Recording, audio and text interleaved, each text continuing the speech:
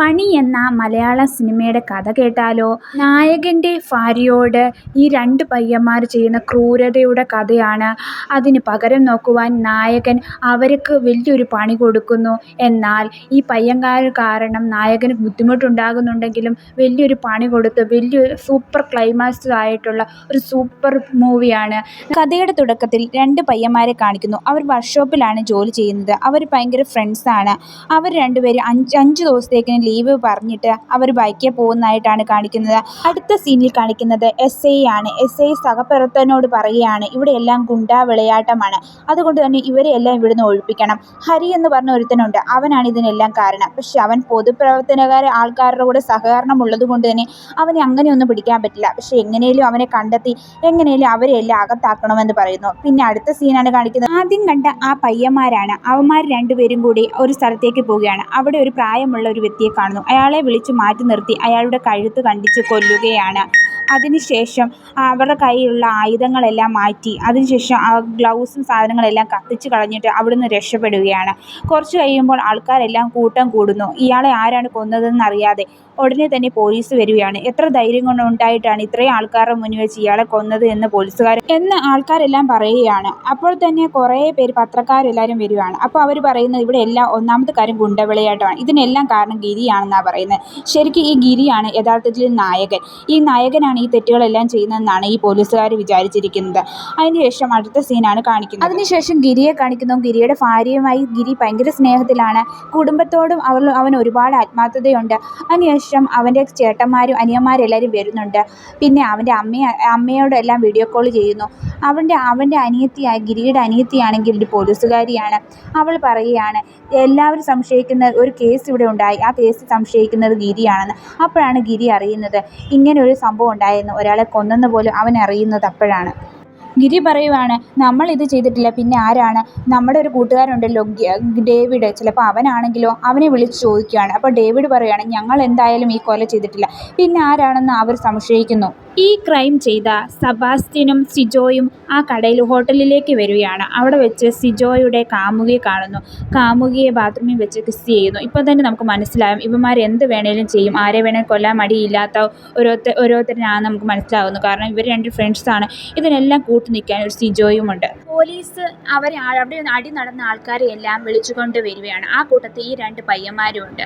അവരോട് ചോദിക്കുന്നു, അവിടെ നിങ്ങൾ വന്നോ എന്ന്. അപ്പോൾ പയ്യന്മാർ പറയുകയാണ്, ഒരാൾ അവിടെ മരിച്ചു കിടക്കുന്നത് കണ്ടപ്പോൾ ഞങ്ങളാണ് പോലീസിനെ വിളിച്ചത്, ഞങ്ങളൊന്നും ചെയ്തില്ലെന്ന്. അത് കേട്ടപ്പോൾ തന്നെ പോലീസ് അവരെ പറഞ്ഞു വിടുകയാണ് ചെയ്യുന്നത്. ഹീറോയുടെ ഭാര്യ സൂപ്പർ മാർക്കറ്റിലേക്ക് പോവുകയാണ്. അപ്പോൾ ഈ രണ്ട് പയ്യന്മാർ കാണുന്നു. നീ നോക്കിക്കേടാ, ഈ സൂപ്പർ ആൻറ്റിയെ കണ്ടോ, നമുക്ക് ആൻറ്റി അടുത്തേക്ക് പോകാം എന്ന് പറഞ്ഞുകൊണ്ട് അവിടെ ചെല്ലുന്നു. അതിനുശേഷം അവരെ വെറുതെ ശല്യം ചെയ്യുകയാണ്. അതിനുശേഷം ഇതെല്ലാം കണ്ടുകൊണ്ട് സിജോ അവന് സഹിക്കുന്നില്ല. അവൻ വന്ന് അവരുടെ ശരീരത്തെ കയറി പിടിക്കുന്നു. അപ്പോൾ തന്നെ അവർ ഒരു കർണക്കുറ്റി നോക്കി ഒരു അടി കൊടുക്കുകയാണ്. അവൾ അവിടുന്ന് പോകാൻ ശ്രമിക്കുമ്പോൾ ഗിരി വരികയാണ്. ഗിരിയോട് ഈ സത്യങ്ങൾ പറയാൻ പറ്റുന്നില്ല. അവൾ ചോദിക്കുന്നു എന്ത് പറ്റിയെന്ന്. അപ്പോൾ അവളൊന്നും പറയുന്നില്ല. ഗിരി ഇങ്ങനെ മാറി നിൽക്കുമ്പോഴത്തേക്കിന് ആ രണ്ട് ചെറുപ്പക്കാരും വന്ന് മിഴിച്ചു നോക്കുന്നു. ആ സമയത്തിന് ഗിരിക്ക് എന്തൊക്കെയോ സംശയം തോന്നുന്നു. അപ്പോൾ തന്നെ അവൾ പറയുകയാണ് ഈ നടന്ന കാര്യങ്ങളില്ല. ഇത് കേട്ടിട്ട് അവന് സഹിക്കാൻ പറ്റിയില്ല. അവൻ ആ ചെറുപ്പക്കാരനോട് ചോദിക്കുകയാണ്, നിനക്കൊക്കെ എന്താണ്, നീയൊക്കെ എന്തിനാ ഇങ്ങനെ ചെയ്യുന്നതെന്ന് ചോദിച്ചിട്ട് ദേഷ്യപ്പെടുന്നു. അവർ രണ്ടുപേരും അങ്ങോട്ടും ഇങ്ങോട്ടും അടിക്കുകയാണ്. അവസാനം ഗിരി അവന്മാരെ അടിച്ച് ശരിയാക്കുന്നു. ആ അടിച്ച് ശരിയാക്കി ഗിരി അവിടുന്ന് പോവുകയാണ്. ഇത് ആ രണ്ട് ചെറുപ്പക്കാർക്ക് ഒട്ടും ഇഷ്ടപ്പെടുന്നില്ല. ഇങ്ങനെ സംഭവിച്ചുകൊണ്ട് തന്നെ അവർക്ക് വലിയൊരു അപമാനമായി മാറി. അതുകൊണ്ട് തന്നെ ഹീറോയ്ക്ക് ഒരു പണി കൊടുക്കാൻ വേണ്ടി അവർ തീരുമാനിക്കുന്നു. അടുത്ത ഭാഗത്ത് ഗിരിയുടെ വീട്ടിൽ ഒരു ഫംഗ്ഷൻ നടക്കുകയാണ്. ഫംഗ്ഷൻ നടന്ന ആൾക്കാരെല്ലാവരും വരുന്നു. അവർ ഹാപ്പി ആയിട്ടിരിക്കുകയാണ്. അടുത്ത സീനിൽ കാണിക്കുന്നത് ആ രണ്ട് പേരാണ്. ആ രണ്ട് പയ്യന്മാരും അവിടെ അടി കൊണ്ട് ആശുപത്രി വന്നിരിക്കുകയാണ്. ആശുപത്രി നിൽക്കുമ്പോൾ തന്നെ അവർ വേറെ രണ്ട് പേര് വരുന്നു. അവർക്ക് പൈസ കൊടുക്കുന്നു. നിങ്ങൾ കൊട്ടേഷൻ ചെയ്തില്ലേ, അതിനുള്ള പൈസയാണെന്ന് പറഞ്ഞു 10 ലക്ഷം രൂപ കൊടുക്കുന്നു. ആദ്യത്തെ സീനിൽ തന്നെ ഒരാളെ അവർ കൊന്നില്ലേ, അതിനുള്ള പ്രതിഫലമാണ് അവർ കൊടുത്തത്. ഇത് മേടിച്ച് അവരവിടെ ഇരുന്നിട്ട്, ഗിരി നമ്മളെ അടിച്ചില്ലേ, അവർ നമ്മൾ ആരാണെന്നും അറിയത്തില്ല, നമ്മളെ ഇങ്ങനെ അവരുടെ മുന്നിൽ നാണം കെടുത്തിയതിന് അതിനുള്ള തക്കതായ ശിക്ഷ അവന് കൊടുക്കണം എന്ന് പറഞ്ഞുകൊണ്ട് അവർ ആശുപത്രിയിൽ നിന്ന് വെളിയിൽ വരുന്നു. അതിനുശേഷം അവർ ഗിരിയുടെ വീട്ടിലെല്ലാം അവനെ അന്വേഷിക്കുന്നു. അതിനുശേഷം 2 ദിവസം കഴിഞ്ഞപ്പോൾ ഗിരി ഒരു ജോലിയുടെ ആവശ്യത്തിനായി മാറുന്നു. അപ്പോൾ ഗിരിയുടെ വീട്ടിൽ ഗിരിയുടെ ഭാര്യ മാത്രമേ ഉള്ളൂ. ഗിരിയോട് വീഡിയോ കോൾ ചെയ്യുന്നു. ചോദിക്കുന്നു. അവിടെ വേറെ കുഴപ്പമൊന്നുമില്ലല്ലോ എന്ന് ചോദിക്കുന്നു. ഞാൻ മാത്രമേ ഉള്ളൂ, വീട്ടിൽ ആരുമില്ലല്ലോ എന്ന് പറയുന്നുണ്ട്. അതിനുശേഷം ഇത് തന്നെയാണ് പറ്റിയ അവസരമെന്ന് പറഞ്ഞ് ആ രണ്ട് പയ്യന്മാരും ആ വീട്ടിലേക്ക് വരികയാണ്. ഇതൊന്നും അവൾ അറിയുന്നില്ല. അവൾ അകത്തേക്ക് കയറി വരുമ്പോഴത്തേന് ഒരു മണ്ടയ്ക്കുന്ന് ഒരു കൊപ്പി വീഴുന്നു. നോക്കുമ്പോൾ ഈ ചെറുപ്പക്കാരൻ ഇവന്മാർ എന്തിനാ വന്നതെന്ന് മനസ്സിലാക്കുന്ന ഇവൾ പേടിച്ചുകൊണ്ട് റൂമിലേക്ക് ഓടിപ്പോവുകയാണ്. അപ്പോൾ ആൻറ്റി നിങ്ങൾ പേടിക്കേണ്ട, ഞങ്ങൾ ക്ഷമ പറയാമെന്നാണ് പറഞ്ഞുകൊണ്ട് അവൻ പുറകെ വരുന്നു. പക്ഷെ അവൾക്കറിയാതെ ക്ഷമ പറയാനല്ലെന്ന്. അവൾ ഓടിപ്പോയി കതക് അടയ്ക്കുകയാണ്. ആ രണ്ട് പയ്യന്മാരും കതവ് തുറന്ന് അവളുടെ അടുത്തേക്ക് വരുന്നു. അതിനുശേഷം അവളെ കെട്ടിയിട്ടിട്ട് അവളുടെ അടുത്തേക്ക് വരുമ്പോൾ നമ്മുടെ ഹീറോയിനി പറയുകയാണ്, എൻ്റെ ഭർത്താവ് വന്നു കഴിഞ്ഞാൽ നിന്നെയൊക്കെ ശരിയാക്കുമെന്ന്. പക്ഷേങ്കിൽ നിൻ്റെ ഭർത്താവ് ഞങ്ങളെ അന്ന് അടിച്ചില്ല, അത് നിന്നെ ഒന്ന് തൊട്ടത് കൊണ്ടല്ലേ, അതുകൊണ്ട് നിന്നെ ഞാൻ പീഡിപ്പിക്കാൻ പോകുകയാണെന്ന് പറയുന്നു. അവൾ പേടിക്കുന്നുണ്ട്. അതിനുശേഷം അവളുടെ ഡ്രസ്സെല്ലാം ഊരി സെബാസ്റ്റ്യൻ അവളെ പീഡിപ്പിക്കുകയാണ്. ഇതെല്ലാം സിജോ വീഡിയോ എടുക്കുന്നുണ്ട്. അടുത്ത സീനിൽ ഗിരി ഇതെല്ലാം അറിഞ്ഞ് വീട്ടിലേക്ക് വരികയാണ്. അപ്പോൾ വീട്ടിലൊക്കെ ഒരുപാട് ആൾക്കാരുണ്ടായിരുന്നു. ഈ സംഭവം അറിഞ്ഞിട്ട് ആൾക്കാരെല്ലാം വന്നിരിക്കുകയാണ്. ഡോക്ടർ വന്നിട്ട് നോക്കുന്നു. പരിശോധിച്ചതിന് ശേഷം ഗിരിയോട് പറയാണ് അവൾക്കിപ്പോൾ കുഴപ്പമില്ല, പക്ഷേ പഴയ കാര്യങ്ങളൊന്നും അവളോട് ഓർപ്പിക്കേണ്ട എന്ന് പറയുന്നു. ഇത് കേൾക്കുമ്പോൾ ഗിരി ഭയങ്കരമായി സങ്കടപ്പെട്ട് വെളിയിലേക്ക് ഇറങ്ങിപ്പോവുകയാണ്. എന്നാൽ ഗിരിയുടെ അമ്മ വന്നിട്ടുണ്ട്. അമ്മ വന്നിട്ട് മോളെ നിനക്ക് കുഴപ്പമൊന്നുമില്ല, നീ പേടിക്കേണ്ട. ഒരു പട്ടി വന്ന് നിന്നെ കടിച്ചു എന്ന് വിചാരിച്ചാൽ മതി. പട്ടി വന്ന് കടിച്ചാൽ എന്ത് ചെയ്യണം, മരുന്ന് കഴിച്ചാൽ അത് മാറും. അതുപോലെ മാറിയതാന്ന് വിചാരിച്ചാൽ മതി. നീ പഴയ കാര്യങ്ങളൊന്നും ഓർക്കണ്ട എന്ന് പറയുന്നു. നിന്റെ ശരീരത്ത് അനുവാദമില്ലാതെ ഒരാൾ തൊട്ടാൽ അത് നിന്റെ തെറ്റല്ല, അയാളുടെ തെറ്റാണ്. അത് തക്കതായ ശിക്ഷ അയാൾക്ക് കിട്ടിക്കോളും. നീ അതൊന്നും ഓർക്കണ്ട, നീ ഒന്ന് ബോൾഡായിട്ടിരിക്കൂ എന്ന് അമ്മ പറയുന്നു. നായകൻ്റെ അമ്മ പറയുകയാണ്, തൽക്കാലം ഇവളെ ഞാൻ വീട്ടിലേക്ക് കൊണ്ടുപോയാണ്, കുറച്ച് ദിവസം കഴിയുമ്പോഴേ അവളുടെ വിഷമം മാറുകയുള്ളൂ എന്ന് പറയുന്നു. അപ്പോൾ നായകൻ ഓക്കെ പറയുന്നു. അതിനുശേഷം അമ്മ പറയുകയാണ്, അവളെ ഇങ്ങനെ ചെയ്തവന് തക്കതായ ശിക്ഷ നീ കൊടുക്കണമെന്ന്. അപ്പോൾ നായകൻ തലയാട്ടുകയാണ്.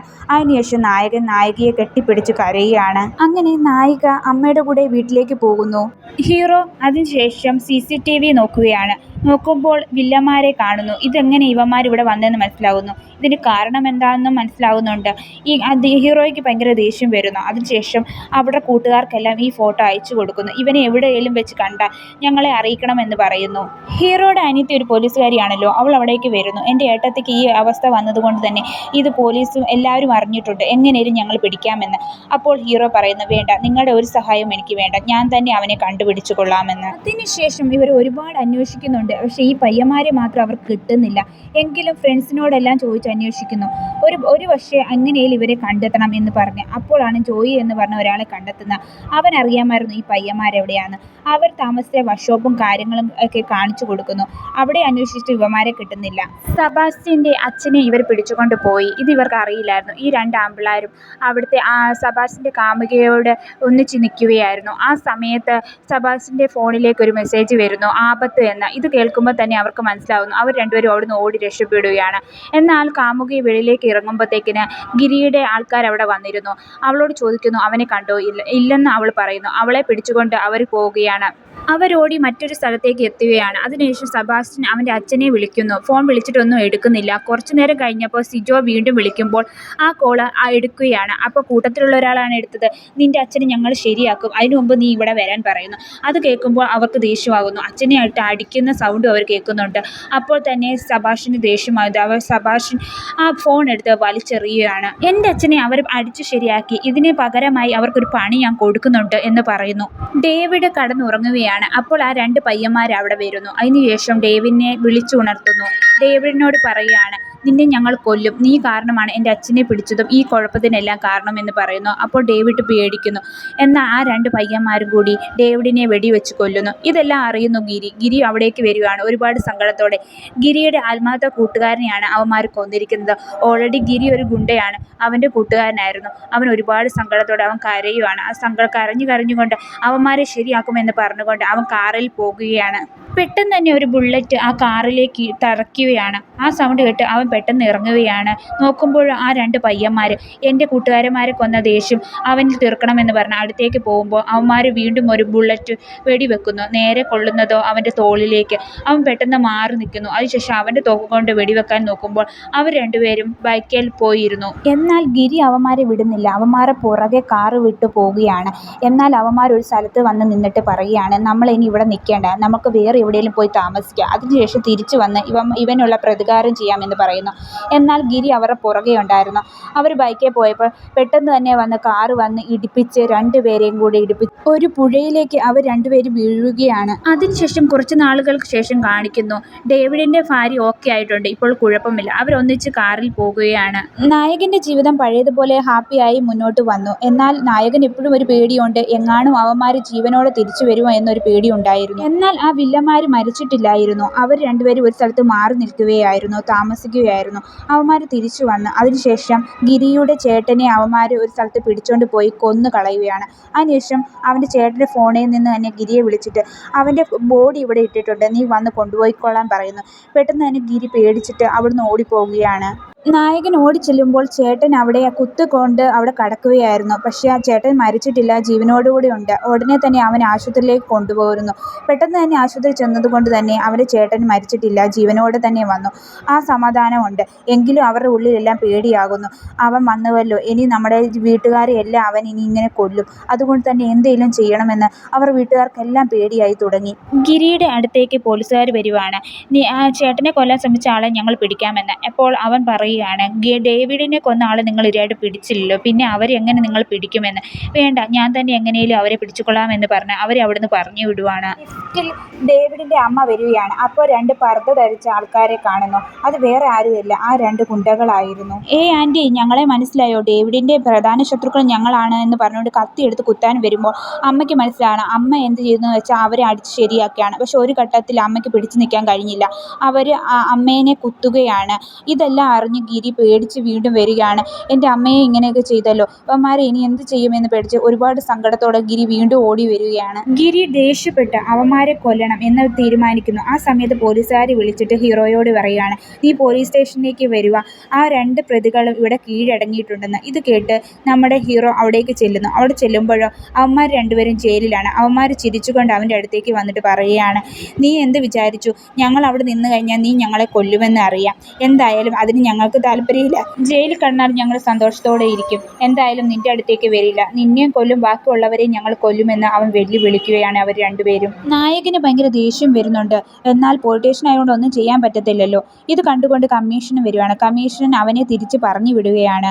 അടുത്ത ദിവസം രണ്ടുപേർ പ്രതികളെയും കോടതിയിലേക്ക് കൊണ്ടുപോവുകയാണ്. അപ്പോൾ തന്നെ ആ പ്രതികളെ ഇറക്കുമ്പോഴത്തേക്കിന് ഒരാളെ ഷൂട്ട് ചെയ്യുന്നു. പെട്ടെന്ന് അവർക്കൊന്നും പറ്റുന്നില്ല, അവരെ ആശുപത്രിയിലേക്ക് കൊണ്ടുവരികയാണ്. ഈ ആശുപത്രി മൊത്തം പോലീസുകാരാണ്, കാരണം ഇവർക്ക് പ്രൊട്ടക്ഷനായിട്ട് പോലീസുകാരിരിക്കുകയാണ്. ആ സമയത്താണ് പെട്ടെന്ന് ഒരു ആംബുലൻസ് മറിഞ്ഞു വീഴുന്നത്. ഇത് കാണുമ്പോൾ പോലീസുകാരെല്ലാവരും അങ്ങോട്ടേക്ക് ഓടിപ്പോവുകയാണ്. ഇത് നായകൻ്റെ ഒരു പ്ലാൻ ആയിരുന്നു. നായകൻ ചെന്ന് ആ വില്ലന്മാർ രണ്ടുപേരെയും പിടിച്ചുകൊണ്ട് പോയിട്ട് ഒരു സ്ഥലത്ത് കെട്ടിയിട്ട് അവരെ ഒരുപാട് അടിക്കുന്നു. അപ്പോൾ ആ രണ്ട് ദുഷ്ട ചെറുപ്പക്കാരന്മാർ പറയുകയാണ്, ഞങ്ങളെ എത്ര അടിച്ചാലും കുഴപ്പമില്ല, കാരണം ഞങ്ങൾക്ക് സന്തോഷമേ ഉള്ളൂ. കാരണം നിൻ്റെ ഭാര്യ ഞങ്ങൾ അങ്ങനെ ചെയ്തു, നിൻ്റെ ചേട്ടനെ ഞങ്ങൾ കൊല്ലാൻ ശ്രമിച്ചു, നിൻ്റെ അമ്മയെ ഞങ്ങൾ കൊന്നു, ഡേവിഡിനെ ഞങ്ങൾ കൊന്നു എന്ന് പറഞ്ഞുകൊണ്ട് ചിരിക്കുകയാണ്. അപ്പോൾ ഹീറോയ്ക്ക് ഭയങ്കരമായി ദേഷ്യം വരുന്നു.